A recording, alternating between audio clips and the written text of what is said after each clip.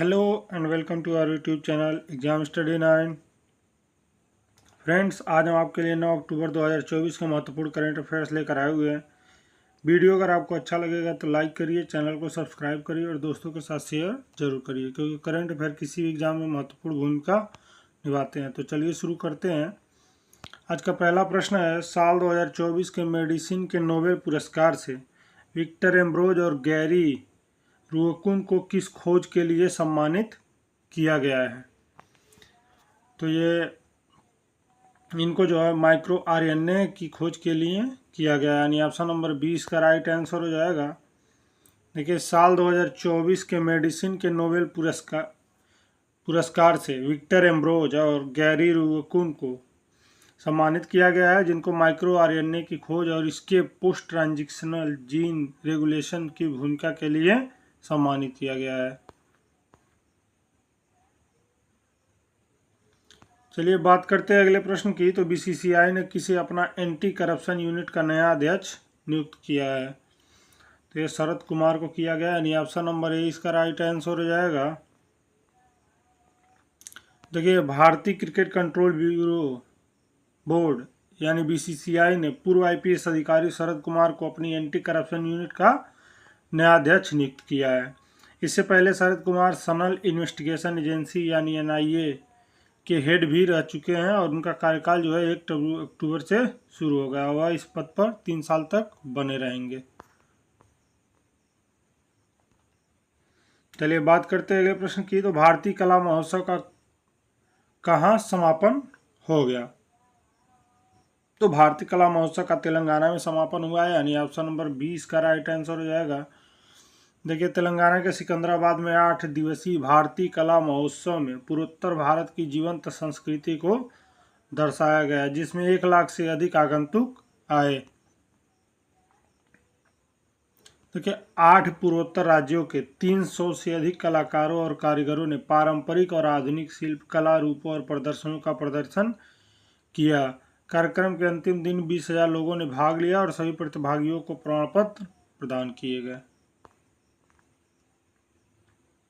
चलिए बात करते हैं आज के अगले प्रश्न की। तो अरुणाचल ऑस्ट्रेलियाई उच्चायुक्त ने किस राज्य का दौरा किया है? तो ऑस्ट्रेलियाई उच्चायुक्त ने अरुणाचल प्रदेश का दौरा किया, यानी ऑप्शन नंबर डी इसका राइट आंसर हो जाएगा। देखिए, भारत में ऑस्ट्रेलियाई उच्चायुक्त फिलिप ग्रीन ने 6 अक्टूबर 2024 को ईटानगर में अरुणाचल प्रदेश के मुख्यमंत्री पेमा खांडू से मुलाकात की है और इसका उद्देश्य जो है स्थानीय युवाओं को विश्व स्तरीय कौशल से लैस करना है, ताकि उनकी रोजगार क्षमता बढ़े, उन्हें बेहतर रोजगार के अवसर प्रदान किए जा सके। मुख्यमंत्री खांडू ने उच्च स्तरीय कौशल प्रशिक्षण पहलों का समर्थन करने के लिए उच्चायुक्त की प्रतिबद्धता के लिए आभार व्यक्त किया। चलिए बात करते हैं अगले प्रश्न की। तो अजीत विनायक गुप्ते को किस देश में भारत का राजदूत नियुक्त किया गया है? तो ये जर्मनी में किया गया है, यानी ऑप्शन नंबर 20 का राइट आंसर हो जाएगा।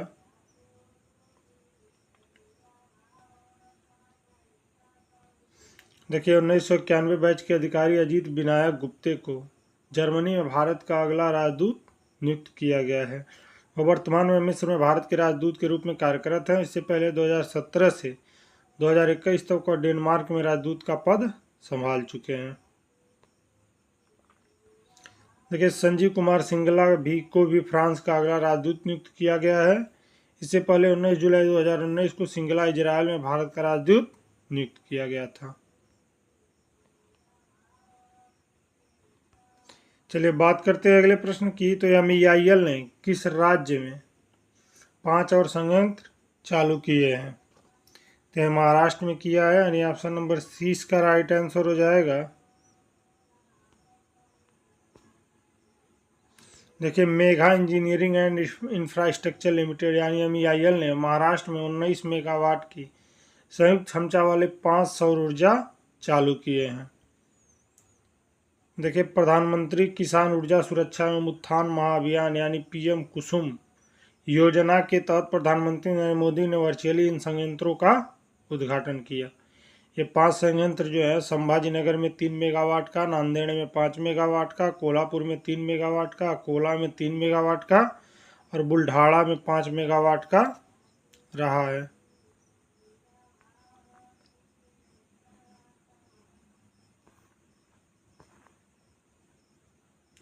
चलिए बात करते हैं अगले प्रश्न की। किसने और साई ने राष्ट्रीय उत्कृष्टता केंद्र के लिए समझौता किया है? तो यह महाराष्ट्र सरकार ने किया है, यानी ऑप्शन नंबर ए इसका राइट आंसर हो जाएगा।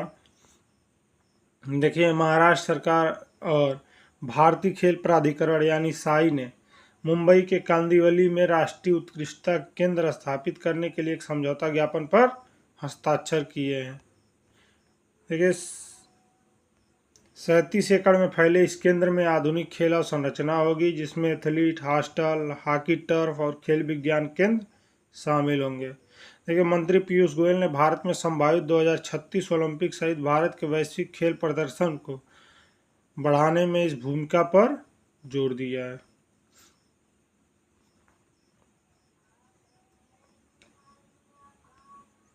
देखिए, भारत ने $400 की सहायता और 3000 करोड़ के मुद्रा विनिमय की पेशकश किस देश में की है?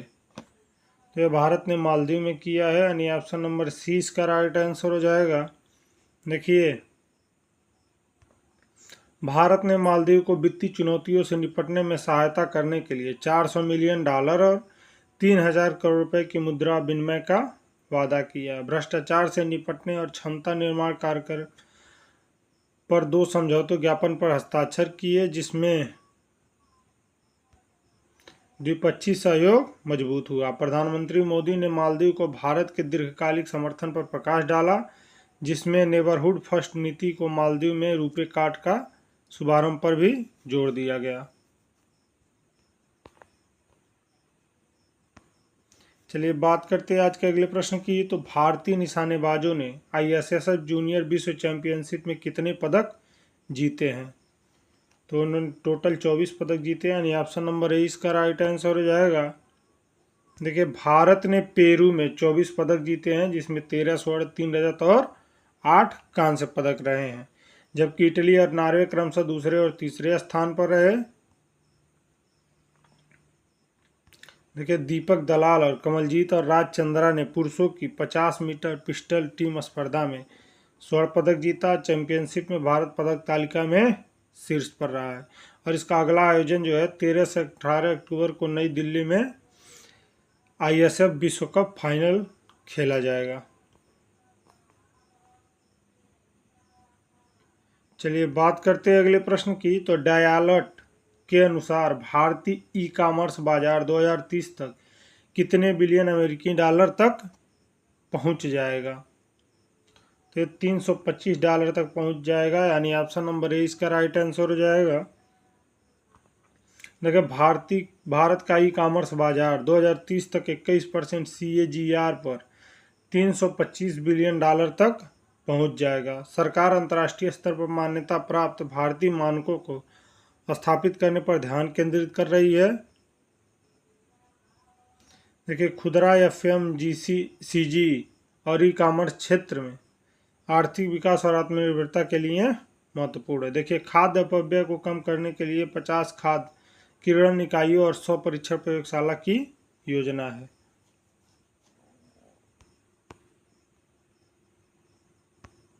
चलिए बात करते हैं अगले प्रश्न की। तो WHO दक्षिण पूर्व एशिया क्षेत्र का कौन सा सत्र नई दिल्ली में आयोजित हुआ है?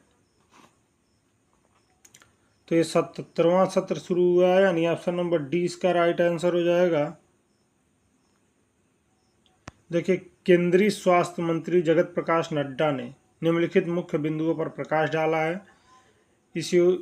शुरू हुए इस योजना से। देखिए, आयुष्मान भारत योजना 120 मिलियन से अधिक परिवारों की स्वास्थ्य सेवा लाभ प्रदान करती है, और भारत जो है WHO की पारंपरिक चिकित्सा केंद्र की पहल का समर्थन करता है। NCD के लिए राष्ट्रीय कार्यक्रम ने प्रारंभिक निवारक देखभाल के लिए क्लिनिक और केंद्र स्थापित किए हैं, और जगत प्रकाश नड्डा जो है WHO दक्षिण पूर्व एशिया सत्र के अध्यक्ष चुने गए हैं। चलिए बात करते हैं एक और आज के महत्वपूर्ण करंट अफेयर्स की। तो देखिए, सनत जयसूर्या को श्रीलंका का मुख्य कोच एक बार फिर नियुक्त किया गया है। देखिए, श्रीलंका क्रिकेट ने 31 मार्च 2026 तक सनत जयसूर्या को पुरुष टीम का मुख्य कोच नियुक्त किया है। जयसूर्या जुलाई की शुरुआत में ही कोच के रूप में काम कर रहे थे और उनकी अंतरिम कोचिंग में जो है श्रीलंका ने भारत, इंग्लैंड और न्यूजीलैंड के खिलाफ महत्वपूर्ण जीत हासिल की। और यह नियुक्ति जो है श्रीलंका के मजबूत प्रदर्शन के बाद की गई है, जिससे 27 वर्षों में भारत पर पहली एक दिवसीय सीरीज की जीत भी शामिल है। चलिए जानते हैं कुछ और महत्वपूर्ण करंट अफेयर। देखिए, जॉन जे हाफील्ड और जेफरी ई हिंटन को भौतिकी के लिए नोबेल पुरस्कार दिया गया, याद रखेंगे। और भारतीय वायुसेना का 92वां स्थापना दिवस तांबरम बेस परेड में के साथ मनाया गया। और राष्ट्रपति श्रीमती द्रौपदी मुर्मू ने नई दिल्ली में 17वें राष्ट्रीय फिल्म पुरस्कार प्रदान करेंगी। और भारत जो है नई दिल्ली में विश्व दूरसंचार मानकीकरण सभा की मेजबानी करेगा। WAJ यानी वाजा संरक्षण पुरस्कार के लिए दार्जिलिंग का रेड पांडा कार्यक्रम में फाइनलिस्ट हुआ। चलिए बात करते हैं अगले प्रश्न की। तो स्वदेशी नवाचार को आगे बढ़ाने के लिए डिफक नेट 4.0 का उद्घाटन किसने किया है? तो ये राजनाथ सिंह जी ने किया है, यानी ऑप्शन नंबर 20 का राइट आंसर हो जाएगा। बात करते हैं अगले प्रश्न की। तो 24वें लेफ्टिनेंट गवर्नर गोल्फ टूर्नामेंट का समापन किस केंद्र शासित प्रदेश में हुआ है? तो ये दिल्ली में हुआ है, यानी ऑप्शन नंबर 20 का राइट आंसर हो जाएगा। चलिए बात करते हैं अगले प्रश्न की। तो भारतीय नौसेना ने प्रथम प्रशिक्षण स्क्वाड्रन 1TS की तैनाती किस देश में की है? तो ये ओमान में किया है, यानी ऑप्शन नंबर ए इसका राइट आंसर हो जाएगा। देखिए, भारत अब ओमान के नौसेना को भी ट्रेनिंग देगा। चलिए कुछ जान लेते हैं महत्वपूर्ण करंट अफेयर्स और भी। तो देखिए, वर्ष 2024 में अमेरिका के 2 वैज्ञानिक विक्टर एम्ब्रोस और गैरी रूकोन को मेडिसिन में प्रतिष्ठित नोबेल पुरस्कार से सम्मानित किया गया है। राष्ट्रपति द्रौपदी मुर्मू 8 अक्टूबर को नई दिल्ली में 17वें राष्ट्रीय फिल्म पुरस्कार प्रदान करेंगी। और बता दें, यह पुरस्कार 2022 के लिए दिए जाएंगे, जिसके विजेताओं की लिस्ट और वीडियो का लिंक आपको डिस्क्रिप्शन में मिल जाएगा। देखिए, नीति आयोग के मुख्य कार्यकारी अधिकारी VVR सुब्रमण्यम 8 अक्टूबर को बिहार में गया में आधुनिक बिहार लैब का शुभारंभ किया है। देखिए, आर्कटिक ओपन बैडमिंटन प्रतियोगिता जो है 8 अक्टूबर को फिनलैंड के वांटा में शुरू होगी और 6 दिन में यह प्रतियोगिता 13 अक्टूबर को संपन्न हो जाएगी। और देखिए, दार्जिलिंग में पद्मजा नायडू हिमालयन प्राणी उद्यान को जो है लाल पांडा कार्यक्रम को वर्ल्ड एसोसिएशन ऑफ जू एंड एक्वेरियम यानी वाजा ने कंजर्वेशन अवार्ड 2024 के फाइनलिस्ट के रूप में चुना गया है। और देखिए, भारतीय वायुसेना का 92वां वर्षगांठ के अवसर पर 8 अक्टूबर से लद्दाख के थोइस से 7000 किलोमीटर की लंबी वायु वीर विजेता कार रैली निकाली गई। बता दें कि इस कार रैली का समापन 29 अक्टूबर को अरुणाचल प्रदेश के तवांग पहुंचने के साथ होगा।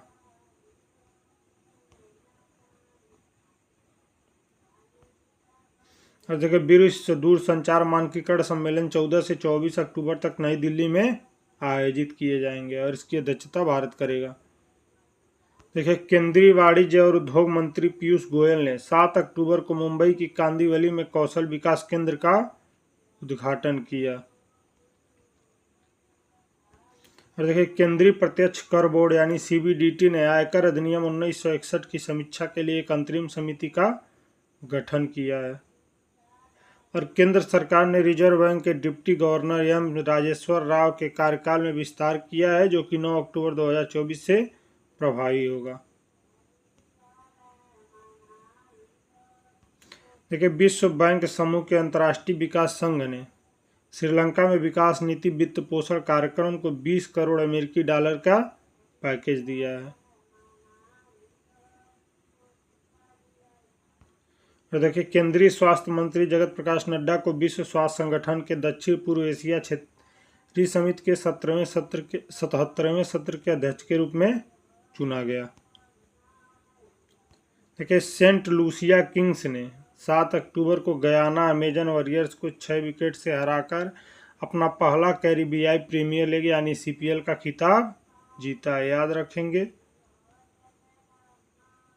तो ये रहे आज के कुछ महत्वपूर्ण करंट अफेयर्स। वीडियो अगर आपको अच्छा लगे तो लाइक करिए, चैनल को सब्सक्राइब करिए और दोस्तों के साथ शेयर करना ना भूलिए।